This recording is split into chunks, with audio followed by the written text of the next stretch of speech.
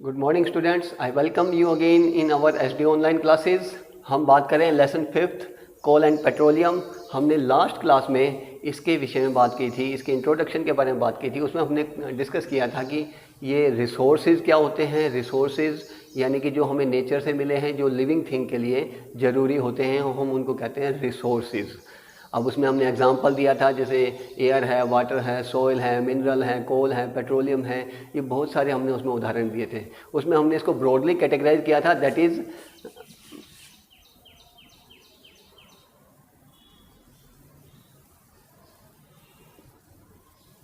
Renewable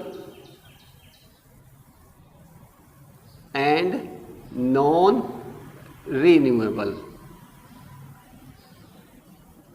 इसमें हमने आपको डिस्कस किया था कि रिन्यूएबल वो जो फिर से नए किए जा सकते हैं शॉर्ट पीरियड में, जो जल्दी से नए हो जाते हैं, और नॉन रिन्यूएबल दैट इज़ जो कि एक शॉर्ट पीरियड में रिन्यू नहीं हो सकते, उनको हमने नॉन रिन्यूएबल उसमें रखा था।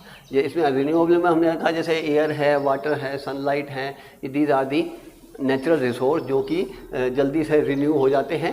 और नॉन रिन्यूएबल हमने इसमें रखा है जैसे कि मिनरल्स हैं, कोल है, पेट्रोलियम है, गैस है, फॉरेस्ट हैं। इसी प्रकार सॉइल भी इसके अंदर आता है। सॉइल इसके अंदर क्यों आता है या कैसे रखा जाता है? बाकी वैसे अगर देखा जाए तो सॉइल जो है रिन्यू हो सकती है जैसे कि एयर हो जाती है। हमने एक वर्ड यूज़ किया था, यदि हम मिस यूज़ ना करें तो। किसी चीज़ का अगर प्रॉपर यूज़ करेंगे तो it will go for long time और it will be renewed in that time, that's Y.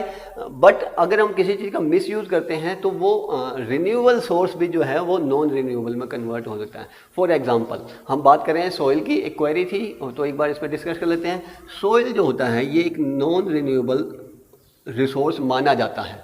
क्यों? क्योंकि सॉइल को बनने में बहुत लंबा समय लगा है, कई हज़ार वर्ष लगे हैं। क्योंकि पहले हमारे रॉक की सब पूरी अर्थ के ऊपर क्या था, रॉक्स वगैरह थी, वो धीरे धीरे वेदरिंग की वजह से टूटी हैं और वो बिल्कुल बारीक होने में, सॉइल बनने में उसको काफ़ी लंबा समय लगा है। यदि ये सॉइल इरोड हो जाती है, इरोड मतलब ख़त्म हो जाती है, ख़त्म कैसे होगी? इरोड हो जाती है, यानी कि ऊपर की लेयर जो है वो जो कि फर्टाइल है, यदि ये लेयर इरोड हो गई, जैसे एयर से हो सकती है, वाटर से हो सकती है, तो इरोड होने के बाद जो नीचे की जो सॉइल मिलेगी वो फर्टाइल कम होगी, लेस फर्टाइल होगी। उसको फिर बनने में फिर से उतना ही टाइम लग जाएगा, it will take long time.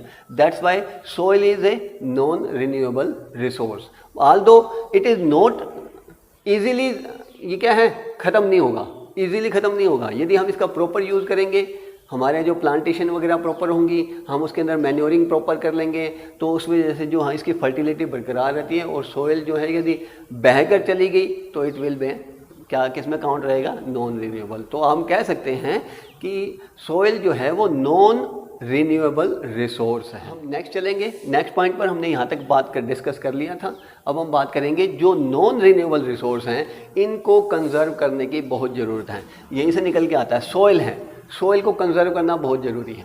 Forest है, क्या है? Non renewable. इसके एक और आता है फॉरेस्ट, और आता है कोल, और आता है पेट्रोलियम,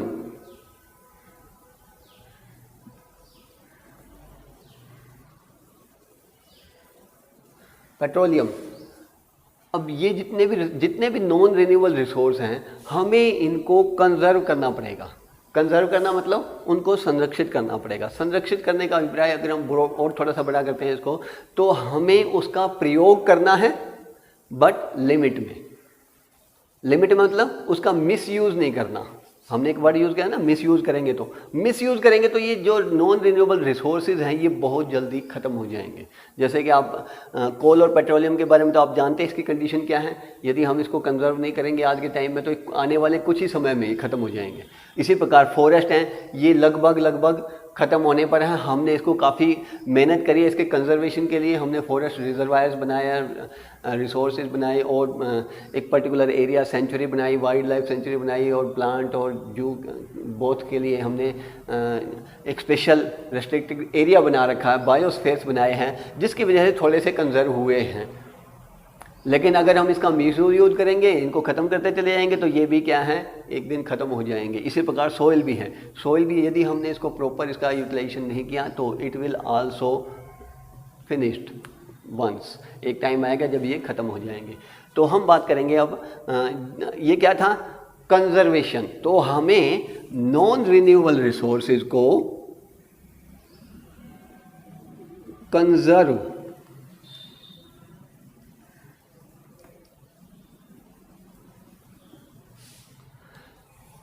करने की जरूरत है, उसके कंजर्वेशन की जरूरत है। अभी हमारा जो नेक्स्ट टॉपिक है दैट इज फ्यूल। और फ्यूल्स क्या होते हैं? फ्यूल क्या होता है?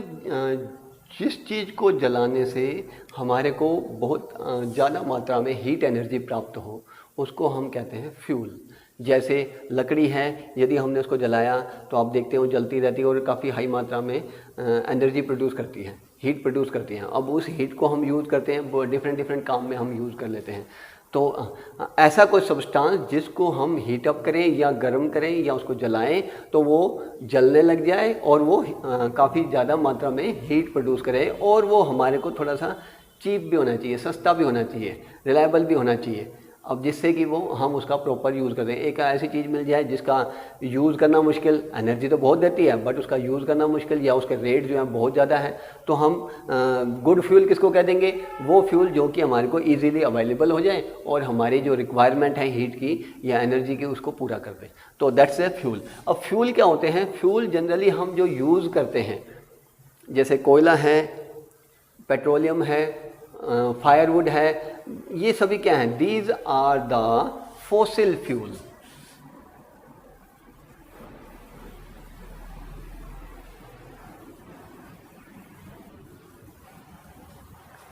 These are the fossil fuel. अब ये फॉसिल फ्यूल क्या होता है? फ्यूल तो हमने बता दिया, दैट इज जो कि एनर्जी देता है जलने के ऊपर। और अब ये फॉसिल फ्यूल क्या होता है? फॉसिल आप कह सकते हो, फॉसिल को अगर हम शाब्दिक अर्थ लेते हैं तो इसका होता है जीव आश्म, यानी कि जीवों का अंश। जैसे पेड़ पौधे क्या है?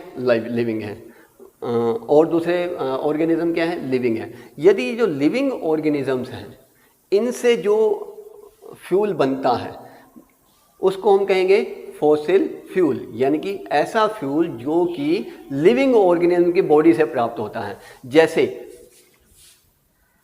हम बात करने वाले इसके बारे में, कोल जो है हमें प्राप्त होता है प्लांट से।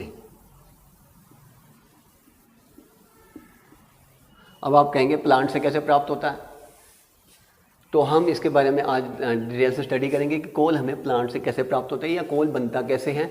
शायद आप पिछली क्लासों में इसके बारे में थोड़ा सा पढ़ पाए थे, और उसमें हमने क्या बताया था कि कोल जो है ये कब बना, इसके लिए एक थ्योरी बनाई थी साइंटिस्टों ने। उस थ्योरी के अकॉर्डिंग क्या कहते हैं कि घने जंगल हुआ करते थे स्वैम्प एरिया में। स्वैम्प मतलब दलदल, ऐसे जगह में जंगल थे जहाँ पर दलदली इलाका था, दलदल वाला इलाका था, यानी कि स्वैम्प एरिया था। अब उसमें किसी कारण से जो हमारी अर्थ क्रस्ट की अंदरूनी हलचल, जैसे भूकंप वगैरह आते हैं, तो इस प्रकार से कुछ ऐसे कंडीशंस क्रिएट हुई जिसकी वजह से वो जो पेड़ पौधे घना जंगल थे वो स्वैम्प के अंदर दबते चले गए और वो एरिया थोड़ा सा नीचे हो गया। और फिर उसके बाद रिवर्स ने उसके ऊपर लाकर मिट्टी वगैरह डिपॉजिट करना शुरू कर दी। डिपॉजिट शुरू करी तो उस मिट्टी का लेवल बढ़ता चला गया और वो नीचे पेड़ पौधे नीचे दबते चले गए और गहराई में पहुंच गए। अब उन गहराई में पहुंचने के बाद क्या हुआ कि हाई प्रेशर था ऊपर से जितनी सोइल थी, और प्लस में क्या थी? हीट एनर्जी थी, क्योंकि अर्थ क्रस्ट के नीचे अगर हम जाएंगे तो अंदर पिंगली व्यवस्था में है ना, तो अंदर जो अर्थ की जो हीट है उसकी वजह से और ऊपर के प्रेशर की वजह से plants are converted into coals, और वो प्लांट्स जो दब गए थे वो किस में कन्वर्ट हो गए? कोल के अंदर कन्वर्ट हो गए। और वो भी इसमें कितना टाइम लगा? काफ़ी लंबा समय लगा, अराउंड 300 मिलियन ईयर्स इसको बने हैं फॉर्मेशन में। धीरे धीरे धीरे धीरे एक लॉन्ग प्रोसेस है। That's why we said that coal is a non renewable resource। Renew तो हो सकता है लेकिन बहुत लंबा समय लगेगा, तो इसलिए हम इसको क्या कहते हैं? इनके जो स्टोर्स हैं, इनके जो स्टॉक हैं बहुत ही लिमिटेड हैं। यदि हम आज के तरह जैसे यूज़ करते जा रहे हैं तो आने वाले कुछ सालों में इनका जो स्टोरेज है वो ख़त्म होने वाला है। यदि हम इसको, जैसे हमने शुरू में बात करी कि कंजर्व करेंगे, उसका जुडिशियसली यूज़ करेंगे, उसका प्रयोग वहीं करेंगे जहाँ ज़रूरत हो, तो ये कुछ और लंबा समय निकाल देंगे जब तक कि हम इसका कोई विकल्प ना ढूंढ लें। यदि आज की तारीख में ये ख़त्म हो जाते हैं तो हमारी जितनी भी एनर्जी की रिक्वायरमेंट है वो कुल मिलाकर ख़त्म हो जाएगी, हमारे को रिक्वायरमेंट नहीं, हमारे को अवेलेबिलिटी ख़त्म हो जाएगी, और हमारी अवेलेबिलिटी ख़त्म होगी तो हम फिर से पीछे के सालों के उसमें चले जाएंगे।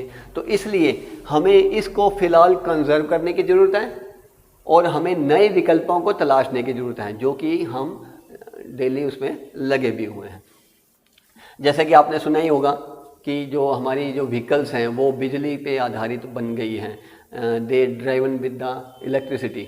तो इलेक्ट्रिसिटी से चलने वाले व्हीकल्स अगर आएंगे तो हमारे पेट्रोल की जो यूज़ है वो धीरे धीरे कम हो जाएगा। पेट्रोलियम अगर का यूज़ कम होगा तो वो कुछ और लंबे समय तक चल जाएंगे एज ए। इसी प्रकार हमने सोलर एनर्जी से बनने वाली कारों का बनाना शुरू किया है। अब धीरे धीरे आने वाले टाइम में हाइड्रोजन जो है एक एज ए फ्यूल यूज़ कर रहे हैं, जिसके विषय में हम आगे चल के हायर क्लासेस में और इसके बारे में स्टडी करेंगे। फिलहाल इतना ही है कि भी हाइड्रोजन भी जो है ना, it's a very good fuel because it's calorific value is too much high. बहुत सबसे ज़्यादा हाईएस्ट जो कैलोरीफिक वैल्यू है वो हाइड्रोजन की है, बट इसको यूज़ करने की जो टेक्निक है, क्या यूज़ करने की जो टेक्निक है वो अभी हमारे पास प्रॉपर नहीं आ पाई है, या हम उसको इतना बिल्डअप नहीं कर पाए हैं कि हर कॉमन मैन तक ये पहुंच सके। तो हम बात करें कोयला, कोल, तो कोल किससे बना है? प्लांट से बना है, और कैसे बना है ये भी हमने आपको बता दिया। अब हम बात करेंगे इसके टाइप्स की, टाइप्स ऑफ कोल। अब आप कहेंगे कि कोल का भी कोई टाइप हो सकता है? यस। अब कोल जो है ये बना है जनरली प्लांट से। इसके अंदर कंटेंट क्या क्या होते हैं, पहले हमें ये पता करना पड़ेगा इसके अंदर कंटेंट क्या होता है। मेन जो कंटेंट होता है वो कार्बन, कार्बन के अलावा हाइड्रोजन, इसके अलावा ऑक्सीजन, इसके अलावा भी कुछ मात्रा में नाइट्रोजन और सल्फर मौजूद होता है। इन सब चीज़ों को मिलाकर क्या बनता है? कोल बनता है। तो हम कह सकते हैं कि कोल के अंदर बहुत सारे एलिमेंट्स होते हैं, जैसे कार्बन, हाइड्रोजन, ऑक्सीजन, नाइट्रोजन और सल्फर मौजूद होता है। अब कार्बन का कंटेंट कितना है? कार्बन अगर 96% से अबोव, यदि क्या है 96% से अबोव है, तो हम इसको एक नाम देते हैं, दैट इज एंथ्रेसाइट।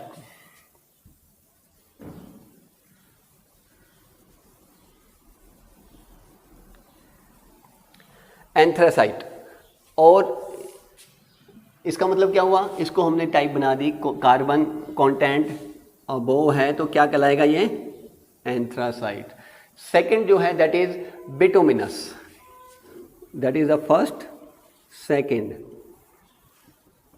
बिटुमिनस।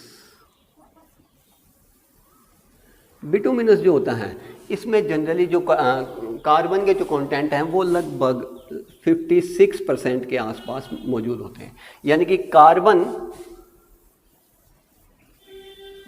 ज़्यादा मात्रा में है तो क्या कहलाएगा? एंथ्रेसाइट। यदि कम मात्रा में है तो क्या कहलाएगा? बिटुमिनस। इसके बाद थर्ड जो आती है, थर्ड। अब लिग्नाइट में क्या होता है? लिग्नाइट में जो कार्बन के कंटेंट है वो काफ़ी कम होते हैं, अराउंड 38 से बिलो अगर हैं तो वो किस में आता है? उसको हम कह देंगे, एक नया नाम दे देंगे, दैट इज लिग्नाइट। तो कह सकते हैं हम कार्बन की मेन जो कंटेंट है कोल के अंदर, जो मेन कंटेंट है वो कार्बन। यदि कार्बन की मात्रा ज़्यादा है तो वो अच्छा है, और कार्बन की मात्रा कम है तो वो नॉट ए गुड फ्यूल। वो सस्ता मिलेगा आपको, ये थोड़ा सा कॉस्टली पड़ेगा बिकॉज, क्योंकि ये हाई ज़्यादा मात्रा में एनर्जी देता है। बिकॉज मेन जो कंटेंट है कोल के अंदर वो कार्बन ही है, और जितने फ्यूल होते हैं उनके अंदर कार्बन ही होता है। वो ऑक्सीजन के प्रेजेंस में जलता है तो कार्बन डाइऑक्साइड प्रोड्यूस करता है और हाई मात्रा में एनर्जी प्रोड्यूस। नेक्स्ट जो चीज़ आती है दैट इज क्या है? कोल। कोल के अंदर मेन कंटेंट क्या बताया? कार्बन। कार्बन जब ऑक्सीजन के साथ रिएक्शन करेगा, यानी कि कार्बन को जब हम जलाएंगे तो ऑक्सीजन के प्रेजेंस में जलेगा, तो वो क्या करेगा? क्या प्रोड्यूस कर देगा, कार्बन डाइऑक्साइड प्लस हीट। तो इस प्रकार से जो कोल है इसको हम जलाते हैं और हीट प्रोड्यूस करते हैं। इस हीट का हम यूज़ कर लेते हैं, आपने थर्मल पावर प्लांट सुने होंगे, इलेक्ट्रिसिटी बनाने में भी हम इस कोल का यूज़ करते हैं। इवन हम आजकल गैस, नेचुरल गैस के ऊपर भी आधारित बना रखे हैं हमने थर्मल पावर प्लांट। इनमें जनरली क्या होता है, हीट प्रोड्यूस होती है, हीट से हम पानी बॉयल करते हैं, उससे टरबाइन चलाने के में हमारे को मदद मिल जाती है। अब नेक्स्ट जो चीज़ आती है दैट इज़ हम कोल को सिंपल जला भी सकते हैं, इसके अलावा भी वो हमारे बहुत काम में आते हैं। जैसे कोल का हम करते हैं डिस्ट्रक्टिव डिस्टिलेशन। जो प्रोसेस क्या होता है, इट इज़ ए प्रोसेस जिसके अंदर हम कार्बन को ऑक्सीजन की एब्सेंस में, यानी कि उसको ऑक्सीजन नहीं मिलने देते, ऑक्सीजन की एब्सेंस में उसको हीट अप करते हैं, गर्म करते हैं। आपके देखिए सामने एक एक्सपेरिमेंटल सेटअप आ रहा है, इस सेटअप को ध्यान से देखें। इसके अंदर क्या चीज़ है, इसमें हम क्या करेंगे कि एक टेस्ट ट्यूब लेंगे, टेस्ट ट्यूब के अंदर हम क्या डालेंगे, कोल पाउडर डालेंगे और उसके ऊपर कॉर्क से ढक्कन लगा देंगे, उसमें एक पाइप लगाएंगे। पाइप को हम क्या करेंगे, दूसरी जो टेस्ट ट्यूब है उसके अंदर डालेंगे और उसके अंदर टेस्ट ट्यूब में हम थोड़ा सा पानी डालेंगे और उसको फिर से कॉर्क लगाकर दूसरी एक और बारीक सी नलकी लगाकर हम ऊपर की तरफ आउटलेट छोड़ देंगे। तो ये तो हमारा हो गया एक्सपेरिमेंटल सेटअप।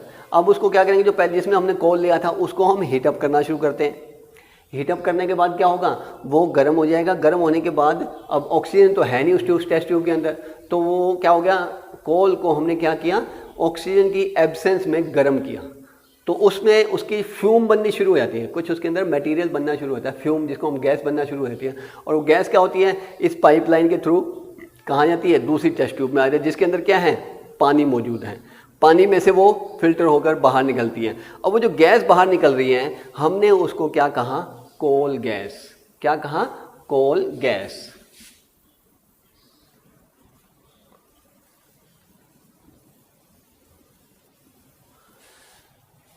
इसी प्रकार कोल गैस का हम एक बार इसका यूज़ देख लेते हैं। यूज़ क्या होता है, कोल गैस जनरली यूज़ की जाती है as a fuel. Coal gas किस लिए यूज होती है, एज ए फ्यूल। ये इंडस्ट्रीज़ वगैरह के अंदर एज ए फ्यूल यूज़ की जा सकती हैं। उसके बाद जो है, अब देखिए इसमें दूसरा जो प्रोडक्ट बन रहा है उसी टेस्ट ट्यूब में जहाँ से कोल गैस बाहर निकल रही है, दैट इज़ कोल तार।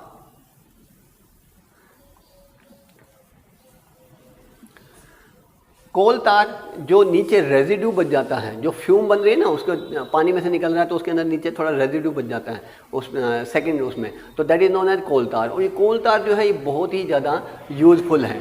यूज़फुल इन दैट सेंस, इससे बहुत सारे प्रोडक्ट बनते हैं। एक तो प्रोडक्ट आपको पता ही है जो आपके जो रोड मेकिंग में आता है, जो रोड बनते हैं ना तार कोल के, वो क्या होता है, उसका साइंटिफिक नेम क्या है, कोल तार। ये कोयले से बनता है। तो इसी प्रकार बहुत एक रोड वगैरह बनाने में यूज़ होता ही है, लेकिन इसके अलावा भी हम बहुत सारे इसके यूज़ करते हैं। इससे हम पेस्टिसाइड्स बना सकते हैं, इससे एक्सप्लोसिव भी बना सकते हैं, इससे हम सिंथेटिक फाइबर्स भी बनाते हैं। आपने पिछले लेसन में पढ़ा था सिंथेटिक फाइबर, हमने कहा था पेट्रोलियम प्रोडक्ट से बनाते हैं या पेट्रोकेमिकल से बनाते हैं। तो ये भी सेम वही कि कोयला जो है उसमें सिंथेटिक फाइबर बनाने में यूज़ में आता है। इसके अलावा हम इसमें परफ्यूम बना सकते हैं, परफ्यूम जो हम घरों में यूज़ करते हैं। और इसके अलावा हम नेफ्थलीन बॉल यूज़ करते हैं, जो कपड़ों में मॉस्किटो वगैरह मोथ वगैरह जो रिपेलेंट करने के लिए, यानी कि जो हम सर्दियों के कपड़े जो गर्मियों में रख देते हैं तो वहाँ पे एक छोटी छोटी बॉल्स रखते हैं जिसको हम कपूर की गोलियाँ बोलते हैं। अब ये कपूर की गोलियाँ उसमें रखने से क्या होता है, वो जो मोथ होती है जो कि हमारे कपड़ों को ख़राब कर सकते हैं, वो उनको भगा देती है। यू कैन से कि मोथ रिपेलेंट होती है नेफ्थलीन बॉल, तो वहाँ पर हम इसका यूज़ कर लेते हैं। इसके अलावा हम इसका डाई बनाने में यूज़ करते हैं और पेंट इंडस्ट्री में भी इस तार कोल का यूज़ होता है। इसके बाद जो प्रोडक्ट बनता है that is ammonium, that is ammonium compound.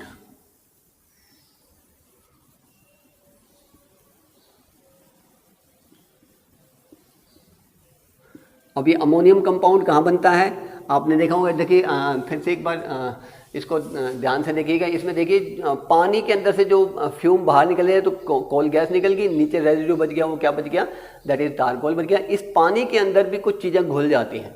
जो इसके नाइट्रोजन कंटेंट है वो इसके अंदर घुल जाते हैं और वो क्या कहलाते हैं, हमारे अमोनियम कंपाउंड कहलाते हैं, जो कि जनरली आगे चल के नाइट्रोजन फर्टिलाइजर बनाने में यूज़ किए जाते हैं। अब उसके बाद आता है एक और चीज़ जो दैट इज़ लास्ट में, देखिए जो हमारी जो टेस्ट ट्यूब है जिसके अंदर हमने कोल डाला था, उसके अंदर भी एक ब्लैकिश कलर का एक कंपाउंड रह जाता है, that is known as coke. क्या कहलाता है ये? कोक कहलाता है। तो इस प्रकार से हम डिस्ट्रक्टिव डिस्टिलेशन से कोल के हम क्या प्राप्त कर सकते हैं, इन 4 चीज़ें प्राप्त कर सकते हैं, दैट इज़ कोल गैस, कोल तार, एमोनियम प्रोडक्ट और कोक, जो कि हमारे डिफरेंट यूज़ में किए जाते हैं। अब ये क्या है कि हम डिस्ट्रक्टिव डिस्टिलेशन होता क्या है? डिस्ट्रक्टिव डिस्टिलेशन, यदि हम कोल को 1000 डिग्री सेल्सियस तक हीट अप करते हैं और ऑक्सीजन की एब्सेंस में, absence of oxygen, this is known as destructive distillation. That's all about the today's class. In next class we discuss about the new term, that is petroleum.